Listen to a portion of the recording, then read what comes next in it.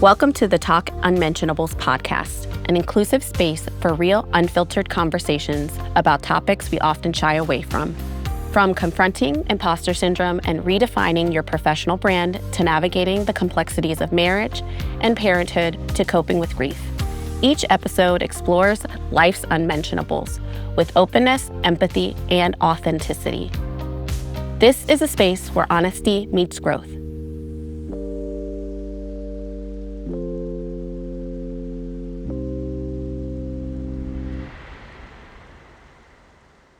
Welcome back to the Talk Unmentionables podcast. I'm your host, Deniece Daniels, and today we're diving into the topic of marriage. Every marriage, no matter how much love exists, moves beyond the wedding day and the curated images we often see and celebrate on social media. In this episode, we'll talk honestly about what marriage really requires beyond love and the expectations placed on us by ourselves, others, and society.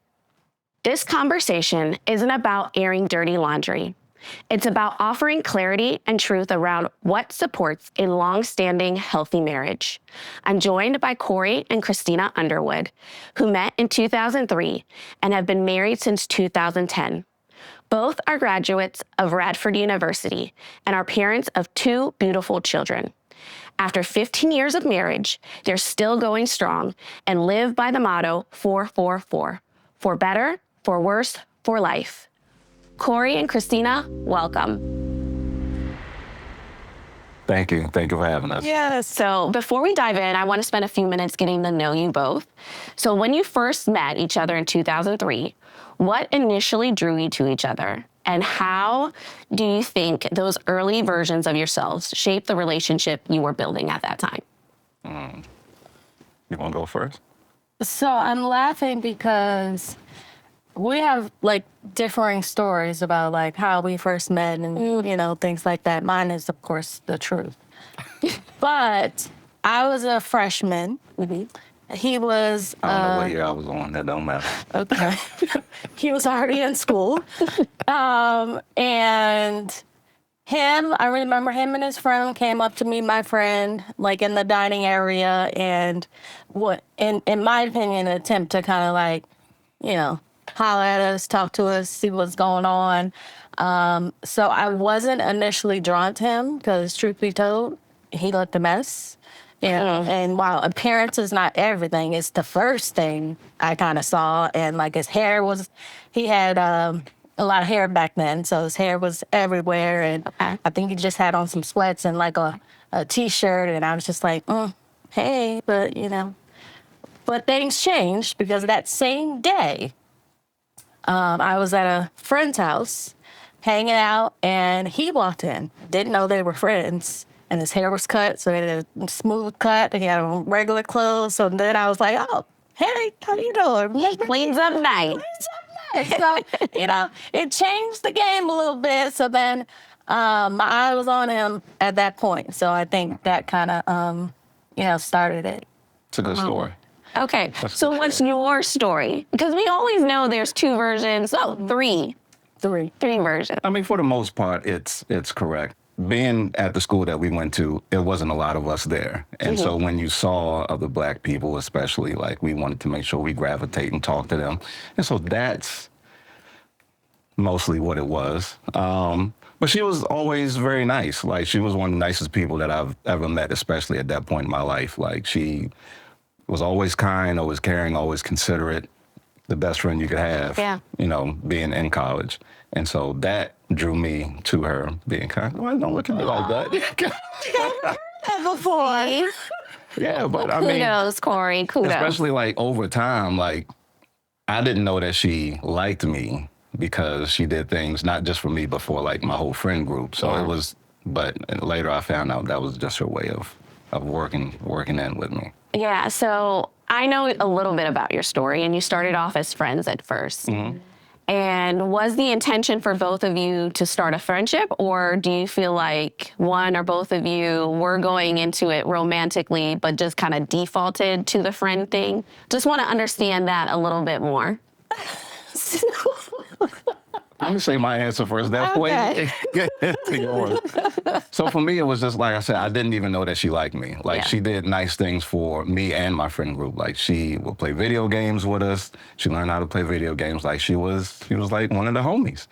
She cooked for all of us, not just me. And so it was just like, she's a nice, caring, kind, nice person, like I said. And so that's what I thought it was. I thought she was just one of our friends. So, was there intentionality behind all of this, or? Absolutely. It was all a tactic. So, like I said, the moment I had saw him cleaned up, I like literally went home to my room and I was like, I'm gonna marry him. I gotta get him. So the plan was in motion. All good plans. Okay. Where I knew he was gonna be, I would show up and make sure I was like dressed down, like, hey, how you doing? I never understood. Everywhere I went, how does she know I'm going to, like, why do I keep running into her? And why does her clothes keep changing? Like, she did not have this on earlier, and now she is dolled up. Oh, so Beyonce learned from Christina. Yeah, I'm telling you. When I saw her in earlier, she did not have on later. Like, she was dolled up, glossed up. Looking good, though. I never played video games. I was never like that person, but I knew he liked to play video games. So then I had to learn to play video games. It was Halo all day. And then apparently I was good. So then he would always call me like, hey, you want to play? And I'm like, yeah, let's go. Yeah. So it was really, building our friendship, him getting to know me. Like he said, he didn't know, I don't know how he didn't know, but he didn't know I liked him. And then one of his friends was like, hey, I think she likes you.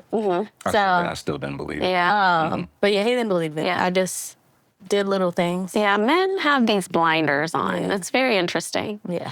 Without even knowing it, one thing my counselor always says, to have a strong foundation, you should be friends first before you pursue somebody more romantically. So you did it right. Yeah. She did. So looking back now, how would you describe the version of yourselves who first entered the relationship compared to who you are today? College life is different, you know. The version of myself is definitely completely different from how I was in college until now. And I feel like we were just trying to have fun, spend time together, but still have fun at the same time. And then, like, once graduation hit, it's like, okay, serious. Then, the kids came, and then it's like, all right, we really got to, buckle down and make some changes. But yeah. I mean, I was young and dumb. I didn't know what I didn't know, and I didn't know what I thought I knew. A lot of people didn't even think I was going to go to college or finish college. And so I was just going through. Yeah, going with the motions. I was going with the motions, but she was always somebody that was special to me. And so that meant a lot, even though I wasn't always the perfect person who always made the right decisions. It was all learning experience, honestly. Yeah. And it sounds like you had your kids relatively early in your marriage. So we had our daughter before we were married. Okay. A year before. 2 years before. And our son came 2 years after we were married. Okay. For some people, when you start marriage and have kids immediately, it doesn't give you enough time to really enjoy the marriage and the relationship. Do you feel like that had an impact on the relationship in the very beginning? Yeah. And if so, what type of impact was that? Kind of going back to college still, we saw each other all the time. But I graduated first, so I moved back to Virginia. And so she was still in college. And then when she graduated the year after, she went back to Maryland. So now it's long distance also. A year or two after, our daughter came, and I was still in Virginia. She was still in Maryland. And so that long distance aspect played a part until I moved to Maryland. And then we got married. And so we just it was a lot going on. I think you started off in grad school first. I was working, and then eventually it turned into, once both of the kids came, they're both really young. I'm working, she's working. I'm working on the weekends also, so I'm working 7 days a week. I'm going through grad school. So it was just a lot. It was just a lot, and time was not on our side in regards to that, so that was a lot. So it sounds like a lot. Yeah. And it not even sounds like, that is a lot. Yes. Yes. What sustained your relationship? Because a lot of people could just be like, you know what, this is too much. I just can't do this. Was it the kids? Was it something else? What was it in you that said, I can move through these challenging times? I think for me, I knew it was just a moment. It was just a season, and then things were going to be better. You know, always prayed. You know, just knew like, hey, what we're doing now, like being in grad school, and you know, the kids, like all that is gonna pass, and we got to do what we got to do to, you know, move the family forward in the right direction. So, while it was hard because a lot was put on me in the beginning because he was working 7 days a week, but it's what we had to do. We had 2 kids, you know, to get where we are now. Like we had to make some sacrifices and get it done. Sometimes you gotta go through the fire and get on, you know, get out on the other side. So that's kind of what we did. Yeah. And I think that is such good perspective and so hard to live in the moment that this is just a moment in time, but it's just something to hang on because it's going to pass. Yep. You might not pass as quickly as you want, but it's going to pass. Right. So, yeah. Right. All right. So I want to talk about the fact that we often idealize marriage. So whether that be soulmates, forever, happily ever after. While those ideas are beautiful, they don't always prepare us for the realities of partnership. So before you got married, what did your fairy tale look like? And what did you expect it to feel like? Who's starting with this one? I mean, I'll start because I'll be real to say that I don't know if I necessarily had a fairy tale besides to like get married, have this big wedding and all of that. I definitely wanted kids. But I think for me, the household, I grew up in a 2-parent household. But I can't say that it was great.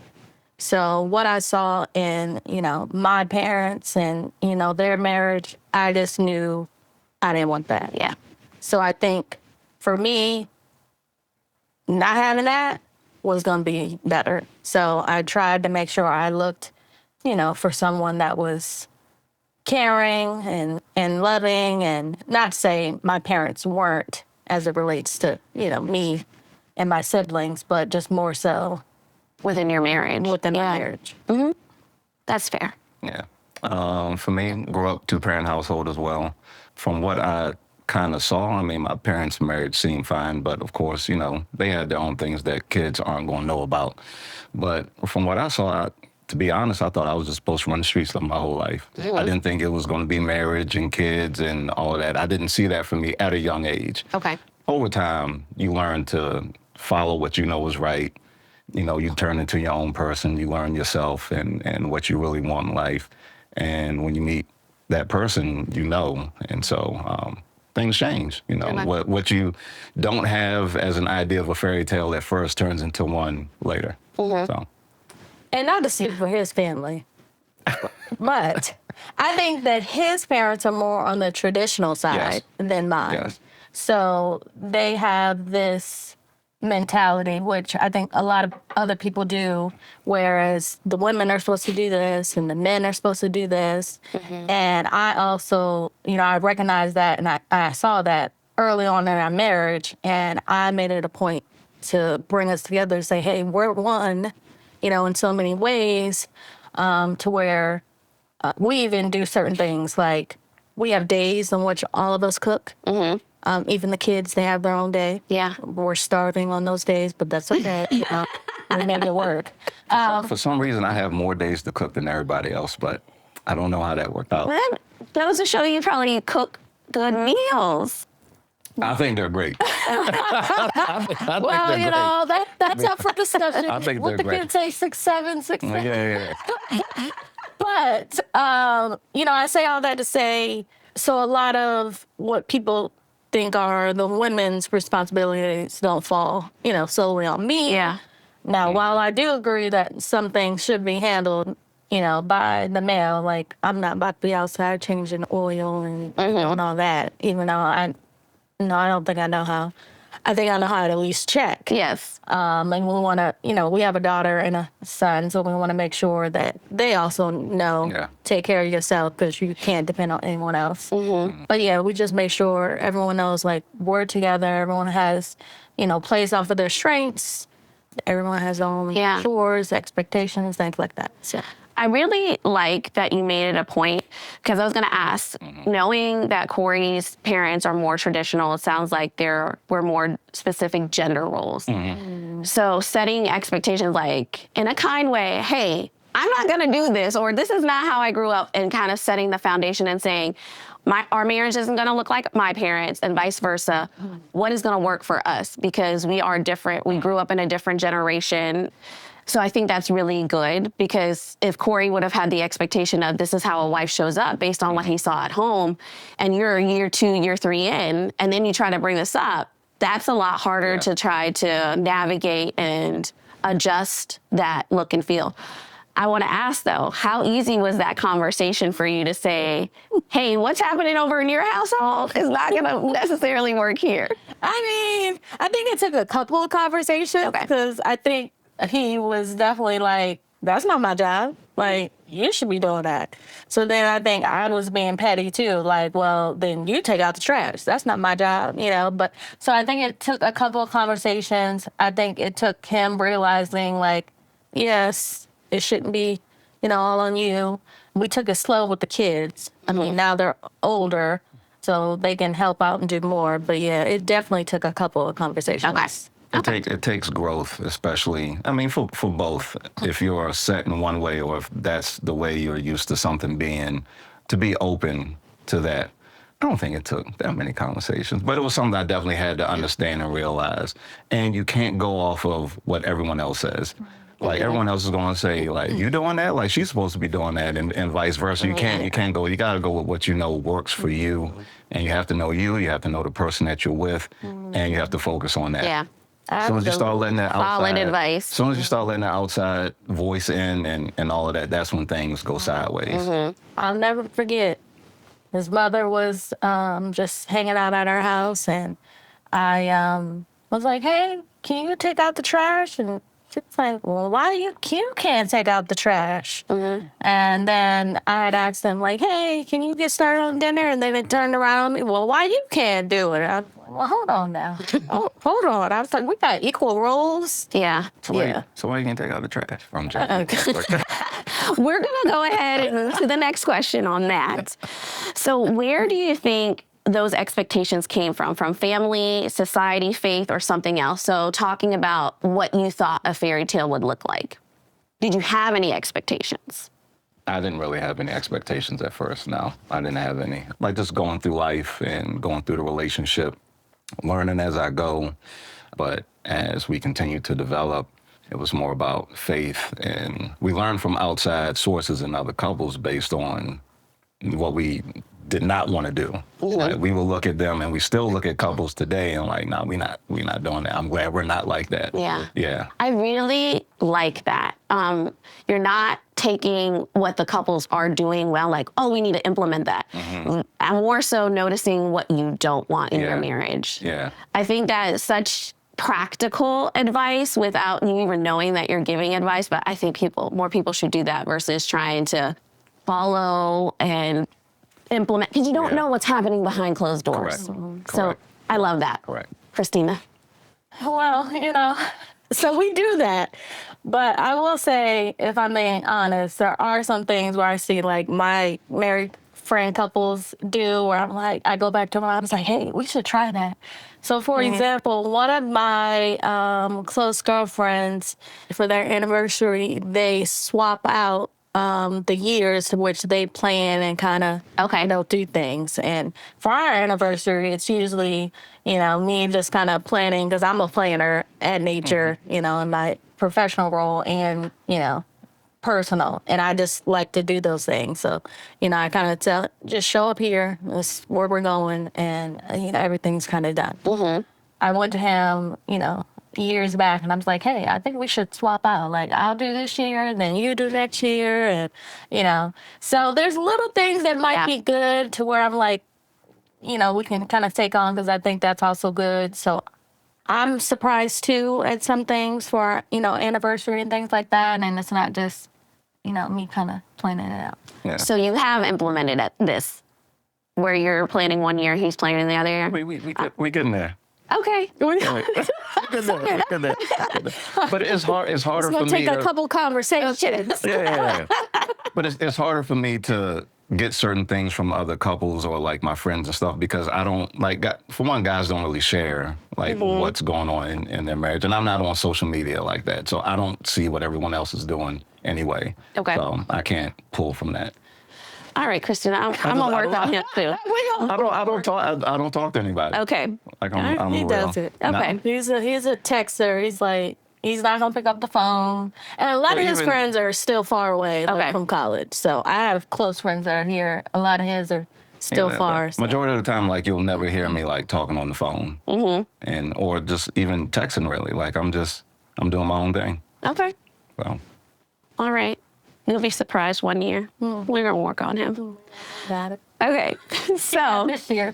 let's talk about what marriage actually looked like once this fairy tale softened. So once you're out of college, not seeing each other every day, not having the realities of being an adult, adulting, when you think back to the early years of your marriage, what surprised you most about what marriage actually required from each of you? It's hard work. it's a lot Yeah. of work. It's hard work. I mean, we've been married 15. Going on 16. Yeah, it'll be 16 years this year, but we've been together long before that. For us, communication is key, especially when you have this many years on you and you have to, I feel like I know him so well. At this point, I know when something's wrong, even though he may not want to, talk about it. Like, I know when he's upset, like, it's all over his face. And, I know when he telling some stuff that ain't even right, like, all of that. So you've got to find that balance and work with each other. I think a lot of people give up because they get frustrated and then they don't talk and then stuff builds up and then that does not help. Yeah. So open communication, regular communication. I know some people schedule time for communication, like let's talk about every Friday at noon, let's talk about XYZ topics. Is it formal like that or do you just, okay. No, because you have to be really understanding and patient. Because sometimes I'll say, "Hey, can we talk about this?" And she'll say, "I'm not ready to talk about this right now." I have to respect that. Yeah. And vice versa. And so just have to be open to when that time comes, being able to be honest and just talk about whatever it is. Yeah. I mean, I'm also one to, when something happens, we got to talk about it then. Or I guess it depends on what it is. Like, I feel like we can't talk about, like, serious situations way down the line because it's like, while we might need time and things like that, we got to Yeah. it out. Within a certain window. within a certain way. Okay. That's fair. Okay. Outside of communication, Cory, do you have anything else to add?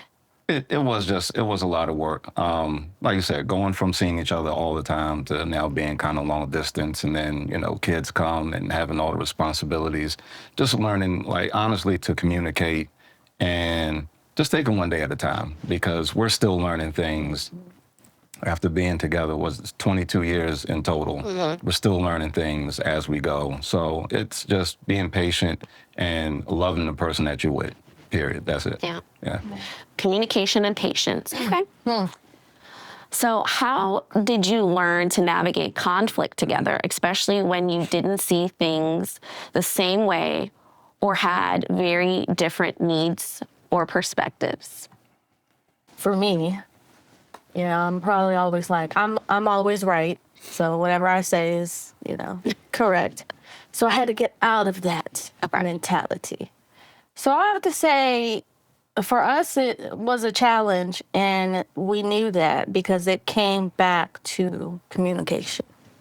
Not only us communicating, but like how we're communicating, things like that. So therapy worked for us. And I think that's where we went to kind of help us with, communicating, resolving conflict, all of it. Yeah. When you say therapy, did you do individual therapy or couples, a combination of the two? Yep, the whole family did therapy. Okay. So individual first, because You got to start with an individual. we felt like, I think back in the day, I had this mindset of I had to change him, and I probably heard somebody's song, "You Can't Change a Man," So definitely individual therapy to where you got to work on yourself. I got to work on myself. The kids, we definitely needed that for them as well. And then we had a family therapy, plus we had a couples therapy. I love all of that. I haven't even thought about the family perspective coming together. I've heard of it, but in passing, it's kind of just when one ear and out the other. And to hear that really is something people do and it worked for your family, that's amazing. Yeah, individual is really important. I can't be the best of me for anybody else in the family until I'm a better person for myself. And even with the kids, them going through a therapy session or going through their own therapy, it's things they've encountered, especially, you gotta think, like, they went through the COVID phase also, and that impacted a lot of kids. And just things that we've dealt with as a family, those are things that I wish I had when I was that age, that I didn't have the opportunity to go through therapy and stuff like that, and I think it would have helped. I didn't learn until we went through therapy how to really resolve conflict the right way and try not to take things personal and be open-minded and actually listen and try not to get defensive. It's still hard because, we're human, and sometimes certain things that are said or things that are brought up, it feels like a personal attack, but, it just takes time of working on communicating. Yeah. I can't promise the questions are going to get any easier, but Hold on. but I will start with this one. What helped you stay connected during seasons that felt demanding, overwhelming, or emotionally heavy? And you all have encountered a lot of that, even early on. But is there any particular time or situation that comes to mind, or if you want to just talk more broadly, that's fine? For me, just talking and spending time. Like, I love when her and I can just spend time by ourselves. Like, recently we just went up to one of those mini cabins in the woods and just stayed, like, by ourselves, and it was just the two of us and playing games, playing Jenga. He must have won. Oh, it's not that Jenga. Oh, okay. No, just, I was surprised. We won't get into the details, but I have a question that I think might tie back to this. Yes. Yeah, but no, just for me, it's spending time. Like, when everyone else is gone or away, and we can just spend time together, and because we always have fun and have a good time when we hang out. Yeah. No, I would agree. Okay. See, that one was easy. That was easy.